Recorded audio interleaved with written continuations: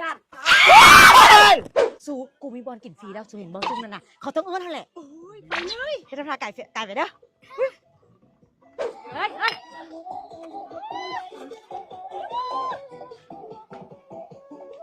เขาคือยังโบเอื้อนเหรอวะสู้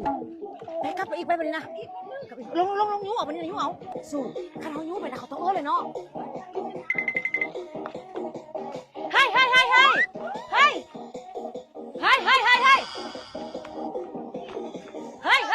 เบียร์หลายเนาะเจ้ารถกันยังโบเอื้อนมาหาเด็กไอ้เนาะสู้ว่ามันอยู่ที่เราปีใหม่นะถ้าพูดไปเขาก็เต้นเลยเนาะมันไม่ได้เป็นการหน้าด้านที่เนาะมันยังหยุดพูดอะไรให้ซูมาเต้นน้ำตูน่ะปีใหม่เด้สามัคคีกันเด้มาแต่ใสปีใหม่กับตูนี่2 คนตูเอาบัวบ้าคนลาวน้ำกันขี่รถไก่กันแล้วจุกรถกันแล้วย่างม้ากันแล้วคุณไม่โบเอื้อนน่ะผู้สาวบ้านนี้คือเป็นจังซี่วะเอาบ้านนี้อื่นหน่อยเขาจะเลือกแต่คนงามๆเข้ามากินน้ำน่ะตายสุบ้องดีๆก็มือตาเบิ้งไม่มุงงามกันใหญ่โอ้กูน่าดูจังนี่ระเบียก็เป็นร้าน2 คนจะบอกเอาไม่อยากขึ้นไปแล้วคือบอกฮอตจุคุณนะสินะ บ่ คือบอกฮอตนะโคตรโผล่กินน้ำหน้าข้าวเอิญก็ยังมาไล่มาผู้สาว2025นี่พูดสู้คือบอกฮอตนะสินะหนูเอาไหมเขาคือบอกฮอตมึงเอาไหม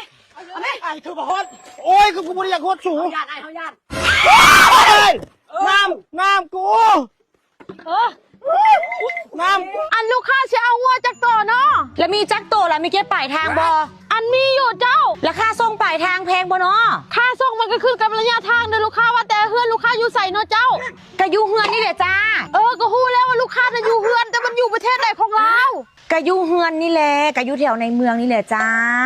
ผู้จะเป็นถามหลายเนาะถ้าลูกค้ามาบอกรายละเอียดนะค่าส่งมันก็ขึ้นมันก็แพงเลยลูกค้าโอ้ยขั้นค่าส่งแพงแล้วเจ้าอยู่ใส่ตอนนี้เจ้าอยู่ใส่เข้าไปเบิ่งเอาเองก็ได้ไปอยู่บ้านนครหลวงอยู่แข้งปะขาวนะเจ้า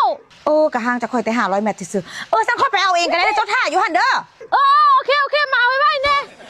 หุ้ยจะเป็นยากซื้องัวดำเถื่อกันเลยเนาะฮัลโหลเกียมรถพร้อมแล้วขึ้นเลยหุ้ยเก็บไปถอกไปทางกูจะไปเองซะแล้วบางทีค่าส่งถึงลงไปนั่งกันดีเด้อฮะเลี้ยวซ้ายเลี้ยวขวาแล้วก็มาซื้อๆนะลูกค้าเด้อไปซื้อฮอดห้อง4ไปเลยก็ถอยหลังมาเรื่อยๆนะลูกค้าเด้อฮะให้ถอยหลังเข้าโอเคถอยหลังเข้าโอเคแม่ละโดยแต่จะเท้าขายให้ไผ่ได้โอเคคนกำลังสิฮอดแล้วค่อยมาแล้วเว้ยเดี๋ยวเห็นแล้วงัวมาละนี่ลูกค้าค่อยอยู่นี่เข้ามาเลยเห็นแล้วเอาค่อยต้องเข้าไปหาเจ้าวะนี่คือลำบากที่จะมาซื้อควายงัวน้ำเถื่อนนี่ให้แท็กซี่มาโอเคไปหาอยู่พวกเราเจ้าก็มาหาค่อยซะนะอ้าวเจ้าก็มาเลือกเอาแล้วแม่สาวค่อยพูดจะเชียเอาตัวไหนมาไว้ในงัวแห้งไปนี่นะเจ้าคือมาโพสเจ้าคือมาเหลือแท้ฮะมาเอาหัวยังมาไก่นะไก่ให้ไก่บ้านน่ะบุรุษราคาระบางรถได้มีจักโตกะลูกค้าที่ไปเจ๊ให้ช่วยค่อยให้อย่างเบิ้งเนี่ยตัวงัวมันออกลูกมาหลายๆเจ้าก็มาเลือกเอาดิค่อยมาเลือกเอาซื้อเด้อต้องไปส่งปลายทางให้ค่อยเด้อค่อยจะพูดว่าตัวไหนใหญ่ซื้อเด้อนี่ค่อยจะเอาตัวสีขาวมันเด้อเจ้าต้องเด็ดมาฮอดละเจ้าต้องได้ส่งบินให้ค่อยนะสาวเจ้าต้องได้ส่งบินเจ้าต้องได้คีย์บินแล้วก็เก็บเงินปลายทางพันอันระบบคีย์บินได้ยังไงลูกค้าคือว่าเอาเมื่อเป็นโตเลยบ่แล้วอันนั้นมันหน้าที่เจ้าเดี๋ยวเจ้าต้องได้ปลายทางกับปลายทางนี่ค่อยมาเลือกเอาให้มันเห็นซื้อค่อยมาจับค่อยมาบ่ายค่อยมาหู้เราค่อยสิเมื่อแล้วแต่ว่าราคาส่งมันแพงเลยลูกค้ามาแพงมาพออีกเจ้าบอกว่าเก็บปลายทางนะเจ้าก็ต้องเก็บปลายทางแล้วส่งบินให้ค่อยตามวิธีการตัวฉันว่าลูกค้ามาซื้อเอาตัวไหนตัวสีขาวเขาจะเอาตัวสีขาวมันหน้าตัวใหญ่ๆน่ะวันนี้ตัวงัวก่อนค่อยสิเอาบักขาวๆนี่นะอันลูกค้าทับแป๊บนึงนะอันลูกนั่นก็บักบุญมีบักบุญจันบักบุญเรือบักบุญได้บักบุญใจบักบุญเกษตรผักเกษตรลายซื้อลูกค้าสิเอาตัวใดเขาสิเอาอันบุญมีบุญล้นเด็กกับบุญเรือบุญล้นนี่คักได้บุญล้นนี่มันบุญล้นบ่เอาเพราะว่าเขาอยากได้บุญเรือแล้วนะโอเคฉันเอา2 ตัวถ้าบุญนึงนะแต่ว่าเขาไม่ได้เอาไปได้เจ้าต้องได้ส่งปลายทางส่งบินให้ข่อยได้ใส่แก๊สน้ำมันลูกค้าใส่แก๊สแพ็คเพราะว่ามันต้องปลายทาง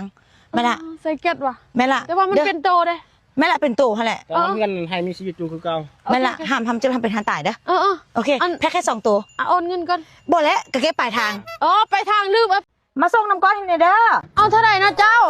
10,000แต่ว่าค่าขนส่งมันแพงเลยเจ้าเท่าไหร่ล่ะประมาณ30 ปลายพันนี่แหละเจ้าน้ำก้อน10,000ค่าส่ง30 ปลายพันมาแล้วเป็นยังเอาแต่ว่ามันที่อันนั้นเลยซิบาเตอร์อีกอย่างก่อนค่าส่งของแพงเขากับย้อมจ่ายเลยเขียวมาเยอะนะ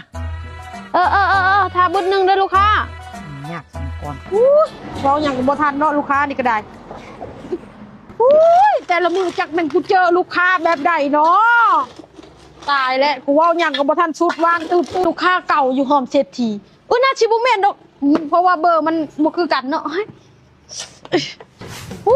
แต่ค่ะกูเป็นแม่ค้า2-3 มื้อนี่ก็เอาแท้เอาว่าหรือว่าเฮือนงานดอกนี่ว่ะบ่ว่าเขาสิซื้อน้ำก้อนหน่อยปานนี้หั่นน่ะเฮือนลูกค้าอยู่ไสวะบ่ว่าเฮือนหลังเก่าตายแล้ว แม่ค้าคนอยู่นี่ชักได้แล้วได้เงินเขาไม่ชักน้ำก้อนไปนะมันต้องมาสิ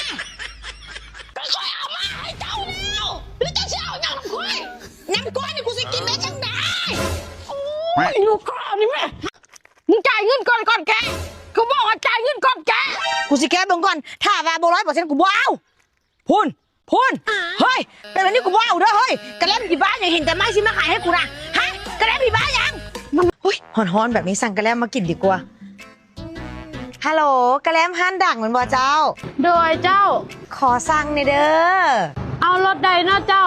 อันเอารสบลูเบอร์รี่สตรอเบอร์รี่มิลช็อกโกแลตวานิลาฮะมีบอนอสุดใดแน่ บ่มีนะเจ้ามันมีแต่รถเดียว มีแต่รถเดียว เอาแล้วคือให้เขาเว้ายาวเลยสินะ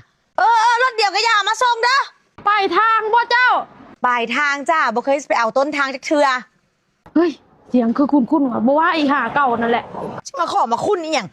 เด้อมาส่งปลายทางแล้วโทรหาสิส่งโลให้ โดยถ้าบุดเดียวเด้ออีลูกค้าใครแน่แต่เรือรถเดียวคันบ่เรือนี่คือสิบ่ได้ขายดอกมื้อนี้เฮ้ยไอ้ลูกค้าคนแรกตอนเช้านี่แท็กหมานเว้ยทางนี้คือคุ้นๆเว้ยเอาตี้นี่น่ะโอ้ยบ่ไปดอกคือว่าทางนี้คุ้นๆคือกูเคยจงว่ะเฮ้ยบ่เป็นหยังเดี๋ยวกูโทรหาลูกค้าฮัลโหลลูกค้า จะได้ไหมคะ มาเอาเองได้บ่ตอนหน้าทางนี่น่ะ อาจจะมาส่งกันเทือนเลย โอ้ลูกค้ามาเอาได้บ่เพราะว่าบ่ว่างน้ำเฝ้าน่ะเขามีที่ไปส่งต่ออีกลูกค้าเห็นใจแม่ค้าแน่ แล้วอยู่ใส่ละซะนะ อยู่ทางดินแดงเจ้า อ๋อโอเคเดี๋ยวออกไปเอาก็ได้โดยมาไว้ในเด้อ โอ้ยเนาะเสียงมันคืออีเก่าเทแบบนั้นเนาะเดี๋ยวมาฮ้อนแล้วเด้แมนพอนี่เนาะ ป้าหัวมึงไหน กะแล่มกูเอามาเซ็ตก่อน100%หรือบ่100%รถเดียวมันมีแต่รถเดียว มีรถเดียวสตรอเบอรี่กูก็บ่ได้ มึงจ่ายเงินก่อนแกเขาบอกว่าจ่ายเงินก่อนแก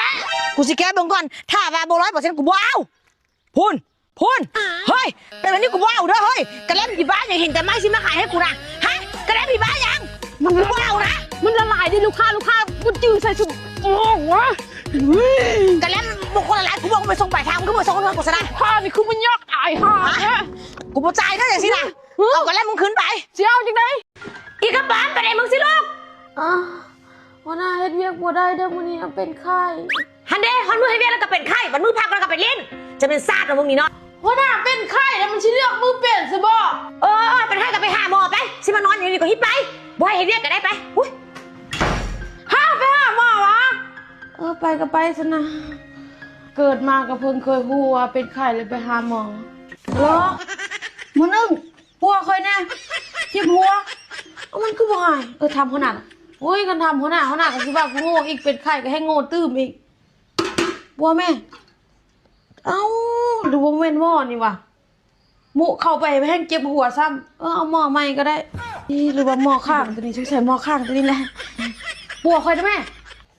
บัวแม่มันคือเจ็บตื้มน่ะสงสัยปินหลังมาบัวคอยนะแม่หัวหน้าบอกมึงหัวหน้าให้พวกกูหัวหน้าบอกเป็นไข้เลยไปหาหมอน่ะเก็บคือสิโมเมนต์ติละบ่โอ้ยหมออย่างกระบุรีเนาะเจ็บเด้หรือว่าเป็นหมอเตาก้าดีวะเฮ้ย